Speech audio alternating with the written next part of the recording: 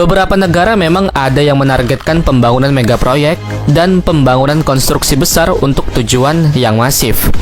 Dan biasanya sampai hal ini memunculkan biaya anggaran yang sangat-sangat besar.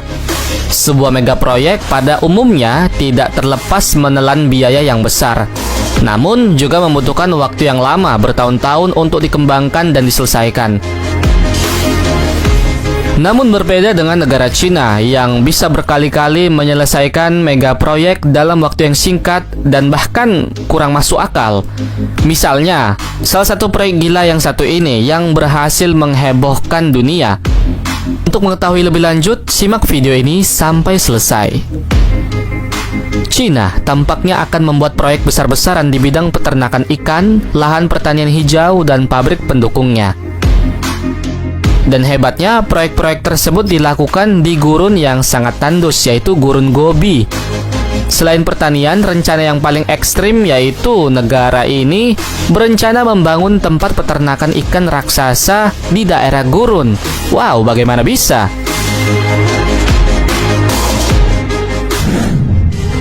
Cina memiliki proyek dan cara yang berbeda untuk mengubah gurun menjadi lahan peternakan, pertanian, dan hutan yang subur.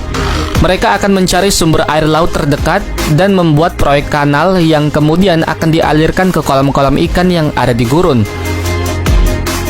Bahkan ada satu metode yang sudah ada ribuan tahun dan masih tetap digunakan sampai saat ini. Guna membuat gurun yang luas menjadi oasis yang nyaman dan layak huni, Cina membuat kares, yaitu sistem yang terdiri dari beberapa lubang vertikal dan kanal bawah tanah yang permukaannya berupa parit dan kolam-kolam kecil. Sistem irigasi kares ini terdiri dari beberapa lubang vertikal dan kanal bawah tanah. Sistem tersebut juga disertai dengan waduk kecil. Dibangun 2000 tahun silam dan dianggap sebagai salah satu struktur buatan manusia kuno terbesar yang masih ada di Cina. Sistem tersebut mampu mendukung proyek tak masuk akal yang ada di Cina. Selain metode kares, Cina menggunakan jalur air untuk mengalirkan air dari geyser terdekat di kolam ikan. Mereka menggali kolam dan mengolah airnya. Jika mereka membutuhkan lebih banyak air, volumenya akan dibesarkan, dan kalau tidak, volumenya akan dikecilkan. Namun selama bertahun-tahun, perusahaan tersebut berhasil memajukan pembangunan gurun dengan menanam pohon.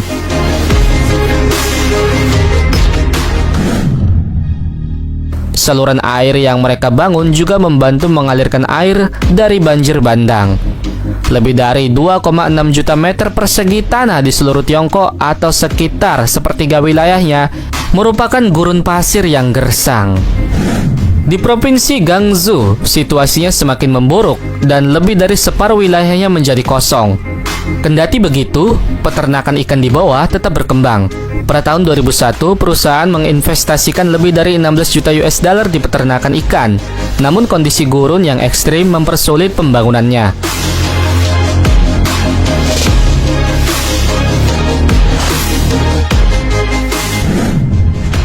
Selain di gurun, Cina juga memanfaatkan lautnya yang baik. Dan lebih dari 100 mil di lepas pantai Tiongkok di Laut Kuning, sebuah bangunan segi 8 besar terletak di dalam air. Ini bukanlah anjungan minyak dengan tampilan yang baru. Ini adalah Deep Luang, basis budidaya ikan salmon lepas pantai pertama di Tiongkok. Ditutupi jaring hitam, mereka membentuk sangkar dengan volume 50.000 meter kubik dan ruang untuk 300.000 salmon.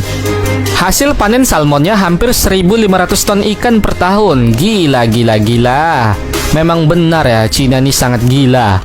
Dan itulah tadi salah satu proyek tak masuk akal di Cina yang bikin heboh dunia. Oke lah, demikianlah episode kita kali ini. Semoga bermanfaat dan share video ini ke banyak orang.